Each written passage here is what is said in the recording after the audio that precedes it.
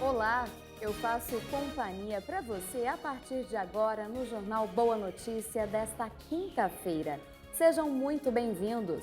Na edição de hoje, vamos mostrar como foi a celebração da Quarta-feira de Cinzas no Santuário Basílica de Trindade. Devotos do Divino Pai Eterno rezaram na data que marca o início da Quaresma. E o JBN de hoje vai falar sobre a relação entre a pandemia e os aluguéis. Vamos saber como este momento afeta os contratos de locações. E de olho no verão, literalmente. Vamos explicar por que a estação mais quente do ano aumenta o risco de doenças nos olhos. É daqui a pouco. Fica comigo, porque o JBN de hoje já está no ar.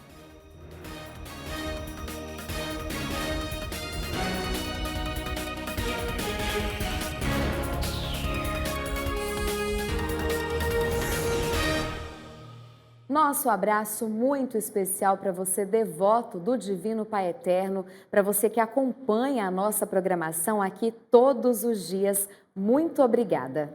E no Santuário Basílica de Trindade, os fiéis celebraram a Quarta-feira de Cinzas para dar início à Quaresma.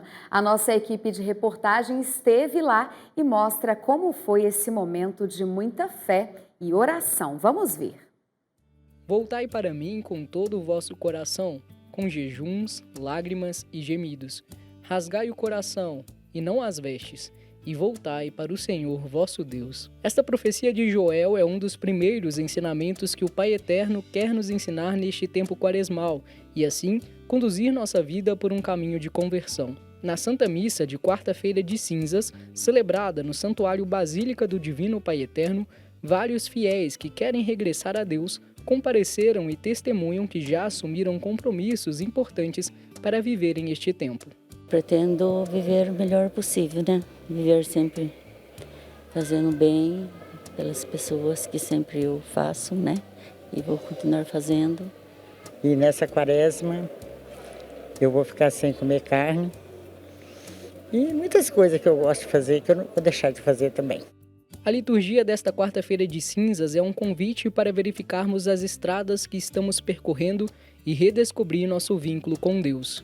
Mesmo os fiéis que já são íntimos do Pai e se colocam a serviço para a construção do reino, também devem fazer um caminho de conversão. A conversão ela é interna, né? As pessoas enxergam aqui nas missas, na programação da TV Pai Eterno, um momento também de conversão. Por que não, né? E todos nós precisamos desse momento. Então, que a gente possa aproveitar esse período quaresmal para vivenciar Deus presente no nosso coração e fazer penitência mesmo, né? Para que Deus possa enviar algo para cessar essa pandemia e que nossos corações sejam curados. A necessidade de uma conversão que não seja aparente, mas que aconteça de forma concreta e atinja todas as dimensões de nossa vida, conduziu a homilia do Padre João Paulo Santos, reitor do Santuário Basílica do Divino Pai Eterno. Ele afirmou também que não devemos ser cristãos hipócritas, mas agirmos como embaixadores de Cristo. Criai em mim um coração que seja puro. Dai-me de novo o espírito decidido. Essa deve ser a oração de cada um de nós durante esses 40 dias. Criai em mim um coração que seja puro. O momento de imposição das cinzas é significativo nessa liturgia e relembra nossa condição humana frágil, transitória e exposta a falhas e retrocessos. A imposição das cinzas, por um lado, ela representa sinal de penitência, mortificação. Tantas vezes na Bíblia a gente vê eventos onde o penitente se senta nas cinzas ou se cobre de cinzas justamente como reconhecimento de que ele é pó, de que ele é frágil e de que ele necessita da graça e da misericórdia de Deus. Então, por um lado, significa mortificação e penitência. Mas há um outro significado também muito rico e que nem sempre a gente consegue notar esta simbologia tão profunda das cinzas, que antigamente se usava a cinza como adubação. Portanto, ela é também sinal de fertilidade e de vida. E, de fato, o que nós celebraremos durante o tempo da Quaresma são essa dupla dimensão que aparentemente parece ser contraditória, mas elas se completam. Por um lado, a mortificação, mas por outro lado, um convite à vida plena. A liturgia desta quarta-feira de cinzas, que abre o período quaresmal, deve direcionar todos os nossos próximos 40 dias e assim conseguiremos bem celebrar o auge da nossa fé, a Páscoa e ressurreição do Senhor. A penitência, a oração e a caridade são primordiais e devem nos acompanhar neste itinerário espiritual. Por isso, a liturgia nos convida a fazer essa experiência religiosa autêntica. Por um lado, nos apresenta estes elementos centrais, desde a experiência judaica, a oração, o jejum e a esmola, mas, ao mesmo tempo, a liturgia nos chama a atenção para fazer esta prática, mas com um cuidado, para que essa prática seja, de fato, autêntica.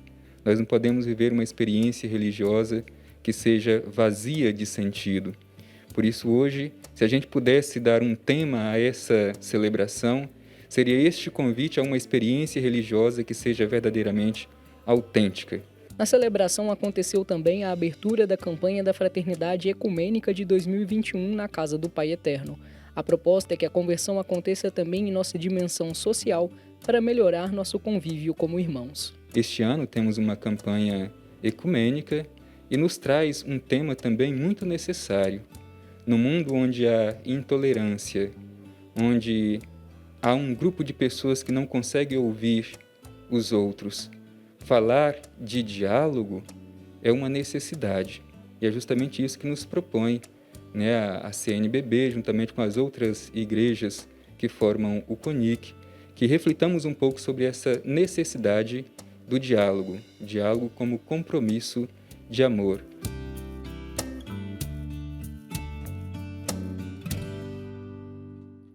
E assim como o Padre João Paulo bem falou, o verdadeiro jejum nesse período não é de comidas, algum tipo de bebida, mas que tal a gente fazer um jejum de coisas ruins, jejum de sentimentos ruins?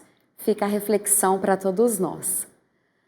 E no início dessa semana, um possível vazamento de dados de mais de 100 milhões de celulares aqui no Brasil fez com que o Ministério da Justiça se manifestasse.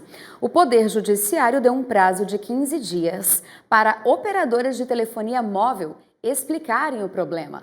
Sobre esse assunto, eu converso agora com o presidente do Instituto Brasileiro de Estudo e Defesa das Relações de Consumo, Wilson Rascovitch, que está aqui conosco. Olá, Wilson, obrigada pela sua participação. Falamos ao vivo agora para todo o Brasil. Eu gostaria que o senhor explicasse, então, qual o direito do consumidor quando uma coisa como essa acontece. Olá. Bom, é importante colocar para o consumidor, para o cidadão, que quando ele for lesado, ele tem o direito respaldado pelo Poder Judiciário. Nesse caso aí não vai ser diferente.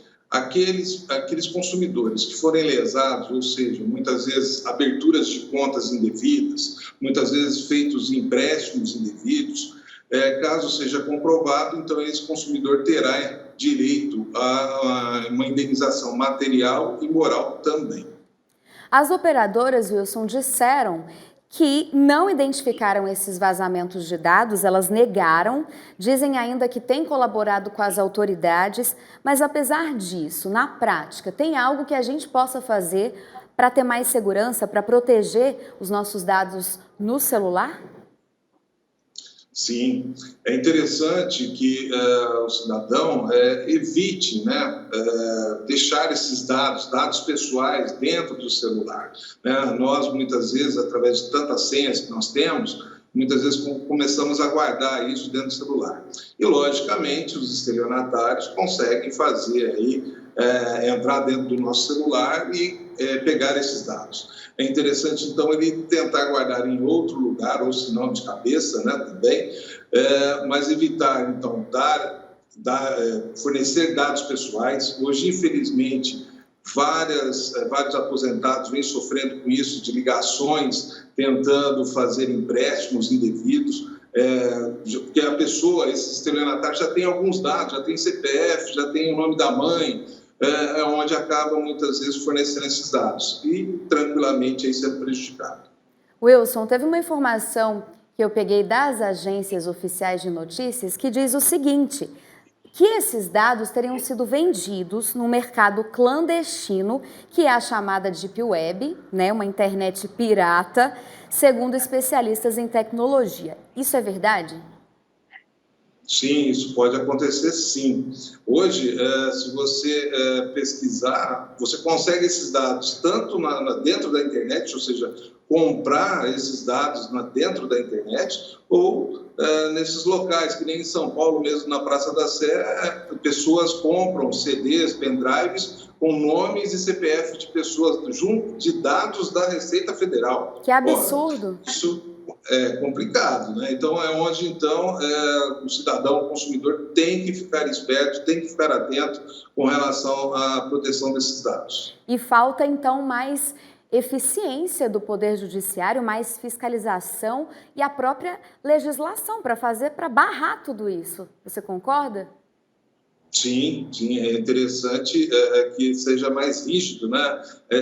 Logicamente que nessas operadoras estão falando que não houve esse vazamento, mas tranquilamente pode ter ocorrido e a comercialização desses dados vai ocorrer. E é onde, então, o cidadão tem que ficar atento com relação a esses estelionatários. Muito obrigada pela sua participação. Excelente dia. Tá aí, ficou alerta, então, a gente tentar se proteger de alguma forma.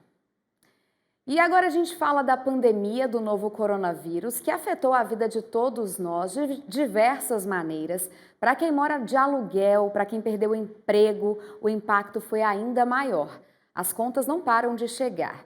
Mas você já pensou como fica tudo isso? Neste momento, como os contratos de locações são afetados? É o que vamos ver agora.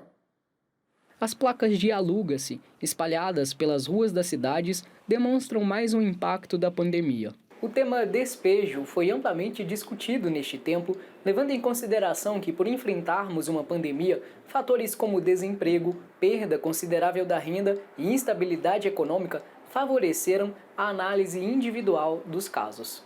O que ocorreu foi a Lei 14.010 de 2020, que foi muito debatida, que regulamenta várias questões do direito privado e proibiu conceder liminar de despejo até o dia 30 de abril.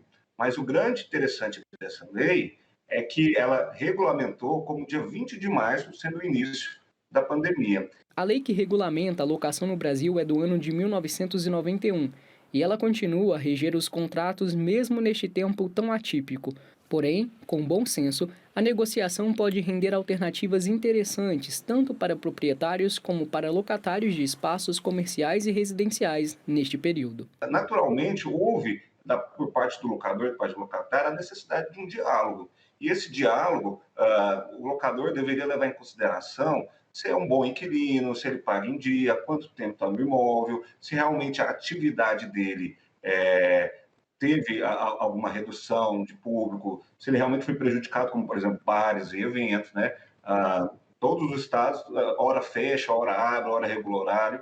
Então, essa negociação se tornou mais necessária. Né? Talvez, numa inadimplência sem nenhum fato externo, como foi esse da pandemia, diminuísse a sensibilidade do locador. Mas, nesse caso, todo mundo sofreu com essa pandemia. O especialista aponta como o inquilino que sofreu com impactos dessa pandemia pode se resguardar. A primeira coisa que o inquilino deve fazer é procurar um especialista, porque cada contrato ele tem sua particularidade, né?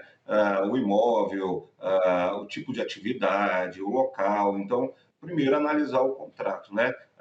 Quando ele for citado nessa ação, verificar se realmente aqueles valores cobrados estão, que a gente chama planilha de débitos, está de acordo. Ele poderá purgar a mora para evitar o despejo, mas se ele continua com problemas e não conseguir honrar com os compromissos, inevitavelmente uma hora ele vai ter que devolver o imóvel. Só que, por se tratar de caso fortuito, força maior, comprovado, porque muita gente fala assim, a pandemia, caso fortuito, força maior, e eu vou sair do imóvel, não vou pagar nenhuma despesa. Não é assim. O aluguel, ele é devido, mas se você comprovar que o caso fortuito, força maior, te levou a um prejuízo, comprovar com balancetes, por exemplo, você consegue, talvez, afastar essas penalidades do contrato. Mas o período que você esteve locado dificilmente você vai conseguir. Já o dono do imóvel, locador, deve contar principalmente com as garantias estipuladas no início do contrato para não sair prejudicado neste período.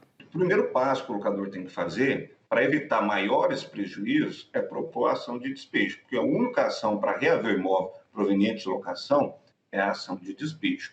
Quando você vai fazer um contrato de locação, você pode exigir ou pagamento antecipado, né, que a gente chama de aluguel vencido, ou então alguma garantia, como seguro-fiança, como fiador com pelo menos 2 imóveis. Então, se eles foi precavido e conseguiu fazer um contrato muito bem firmado, tendo garantia, ele com a ação de despejo ele pode acumular também com a cobrança de aluguéis e acessórios e colocar no polo passivo, como réu da ação ou de uma reclamação arbitral, ou também os fiadores. Então, provavelmente, se ele tiver uma boa garantia, ele vai conseguir receber. Agora, se ele não tiver feito um bom contrato, boas garantias, com certeza ele vai ganhar, mas não vai levar, né? O famoso ganha e não leva, porque ele vai ter o direito, vai ter o título executivo judicial, mas o devedor talvez não tenha a liquidez para conseguir honrar com seus débitos.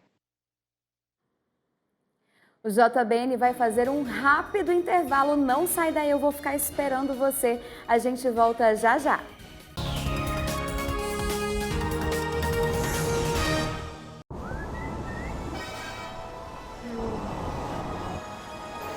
Oi para você que está aqui na Rede Pai Eterno.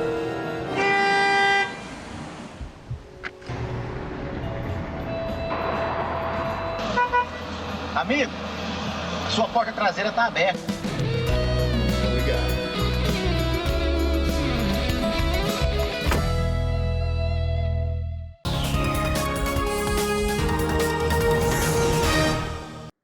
Estamos de volta com o seu Jornal Boa Notícia desta quinta-feira e eu quero agradecer hoje a audiência de um colega de trabalho, nosso repórter cinematográfico Galvão Cruz, que está de férias em casa, descansando, mas está ligadinho aqui na nossa programação.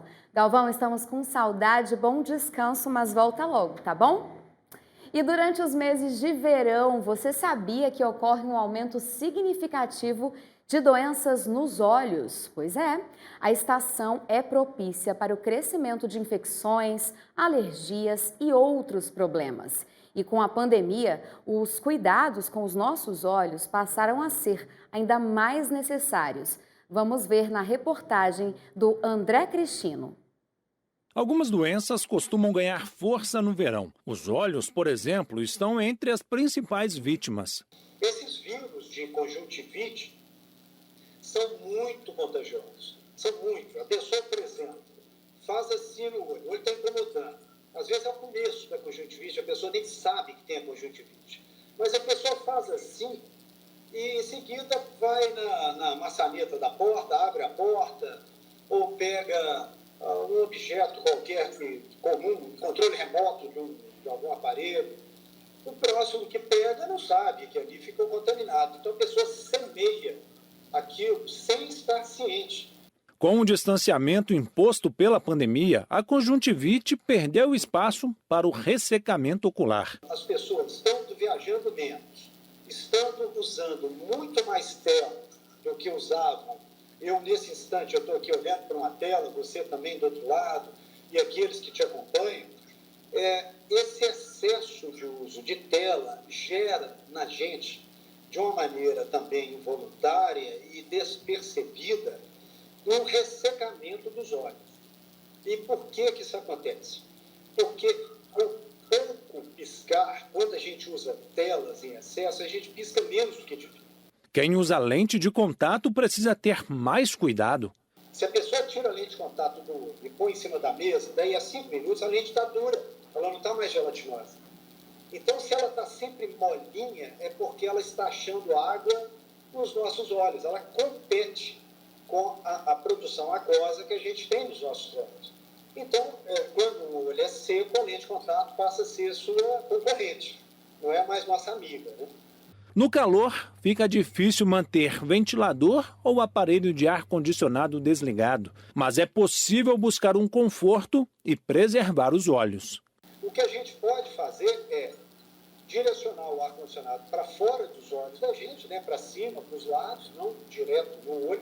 Agora, o ventilador, nesse aspecto, é muito pior, porque ele sopra um vento quente e na face da gente, não pode ser. Então, aqueles que, por exemplo, usam ventiladores, não permita que o vento venha no olho nunca. O vento é a pior opção. É hora de conferir o nosso comentário de hoje. Quem fala com a gente é o especialista em agronegócio, Antônio Pereira. Olá, tudo bem? No programa de hoje eu vou falar sobre um tema muito interessante.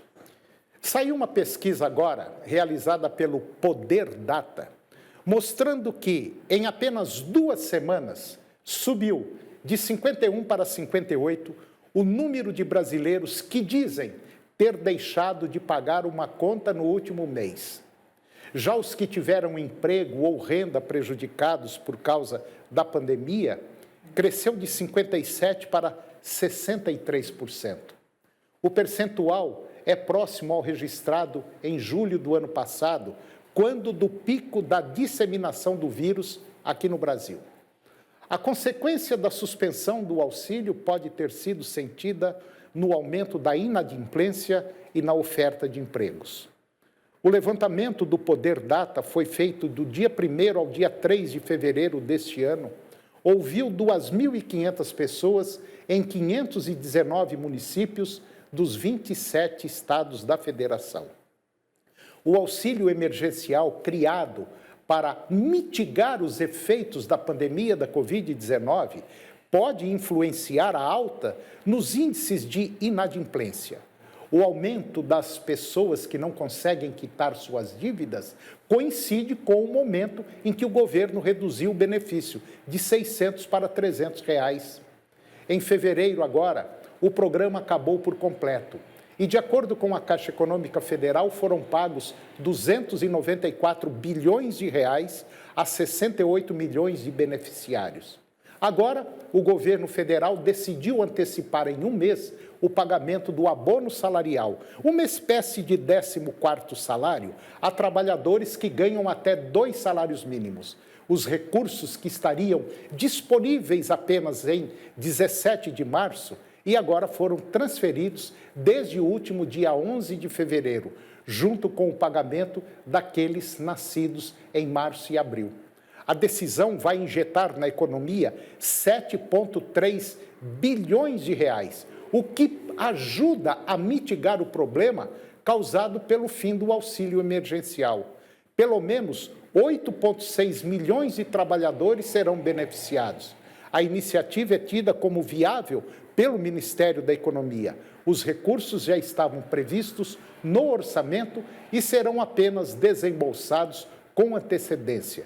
Quem tem direito a sacar o abono são pessoas que trabalharam com carteira assinada pelo menos por 30 dias em 2019, quem ganhou no máximo 2 salários mínimos por mês, em média, durante o ano de 2019, e quem está inscrito no PIS/PASEP há pelo menos 5 anos. Agora, é preciso que a empresa onde você trabalhava tenha informado os dados corretamente ao governo. O abono salarial é pago pela Caixa Econômica Federal para funcionários do setor privado e pelo Banco do Brasil para servidores públicos. Caso os trabalhadores sejam correntistas nesses bancos, eles receberão o crédito em conta desde o dia 9 de fevereiro. Portanto, é importante que esse valor do benefício que será depositado na sua conta vai variar de R$ 92 a R$ 1.100, dependendo do período trabalhado formalmente em 2019. Um grande abraço e até o próximo programa. E nós vamos encerrar o Jornal Boa Notícia desta quinta-feira com imagens de uma iniciativa linda que mudou muitas vidas para melhor. Olha aí, mais do que denunciar o trabalho infantil em Bangladesh, país no sul da Ásia, o fotógrafo Akashi contribuiu para ajudar a mudar uma realidade que afeta 4 milhões de crianças aproximadamente só nessa região. O profissional ofereceu trabalho aos pais para compensar a perda de renda e, com isso, os filhos puderam ir para a escola. As crianças saíram de fábricas e olarias para estudar. A Cache passou 17 anos documentando o trabalho infantil. Por meio de suas lentes, expôs a dura realidade que essas crianças enfrentam e então fez isso que você está vendo aí, o antes e depois das crianças, que libertou da privação de estudar e se divertir. A Cache já ajudou a montar 150 negócios para 150 famílias diferentes. Essa publicação é do portal Razões para Acreditar. E com essas fotos impactantes que nos enchem de esperança, eu me despeço de você. A gente se vê amanhã, nesse mesmo horário, aqui no JBN, se assim Deus quiser. Tchau!